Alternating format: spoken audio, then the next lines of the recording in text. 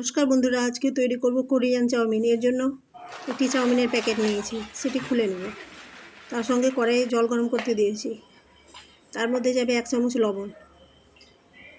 জলটি গরম হয়ে গেছে, এবার তার মধ্যে চাউমিনটা দিয়ে দিলাম।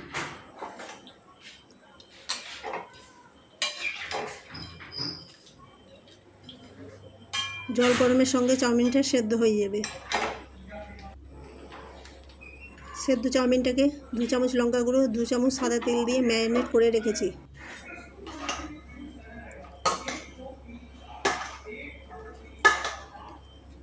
চাউমিনের জন্য ভাজা মশলা তৈরি করব। তার জন্য নিয়েছি 1 চামচ শাহি জিরে, 1 চামচ মৌরি, 2টো দারচিনি, 2টো শুকনো লঙ্কা, 5-6টে গোলমরিচ।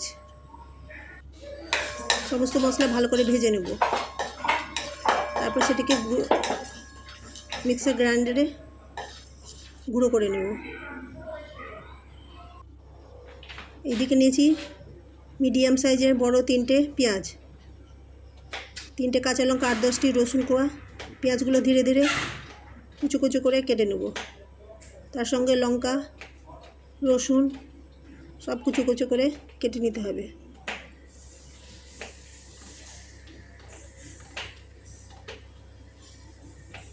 বন্ধুরা, ভিডিওটি দেখার সঙ্গে লাইক, শেয়ার, সাবস্ক্রাইব অবশ্যই করবেন।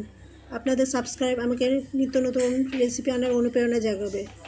আর যারা সাবস্ক্রাইব করেছেন তাদের অশেষ ধন্যবাদ। আর পাশে থাকা বেল নোটিফিকেশানে অবশ্যই ক্লিক করবেন। যখন রেসিপি ছাড়বো সবার প্রথমে আপনিই পাবেন। লঙ্কাগুলো কুচি কুচি করে নিলাম।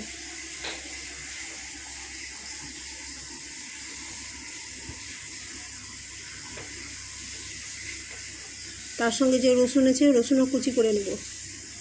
এবার কড়াইয়ে তেল দিয়েছি, তেলটি ভালো করে গরম হয়ে গেলে রসুন কুচি, লঙ্কা কুচি দিয়ে দিলাম। সেটিকে ধীরে ধীরে সুন্দরভাবে ভাজবো।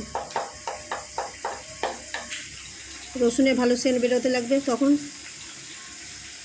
পেঁয়াজগুলো, কুচনো পেঁয়াজ দিয়ে দিব।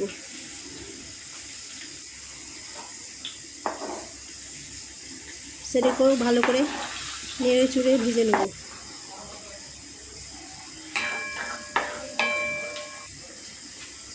তার মধ্যে যাবে 1 চামচ সোয়া সস, তার সঙ্গে দেব টমেটো সস 2 চামচ। এবার ভালো করে নাড়াচাড়া করব। তার সঙ্গে যে ম্যারিনেট করা চাউমিন ছিল সেটি দিয়ে দেব। এবার ধীরে ধীরে সুন্দরভাবে ভালো করে নাড়াচাড়া করব। যে ভাজা মশলাটি করেছিলাম সেটিও দিয়ে দিব। যে টাইমে এটি দিয়েছিলাম সেই টাইমে ক্যামেরাটা অফ হয়ে গেছিলো, তার জন্য দুঃখিত বন্ধুরা। আমাদের কোরিয়ান চাউমিন তৈরি। ভিডিওটি দেখার সঙ্গে অবশ্যই একবার বাড়িতে ট্রাই করবেন। তার সঙ্গে জানাবেন কোরিয়ান চাউমিনটি কেমন হয়েছে। ভিডিওটি দেখার জন্য অশেষ ধন্যবাদ।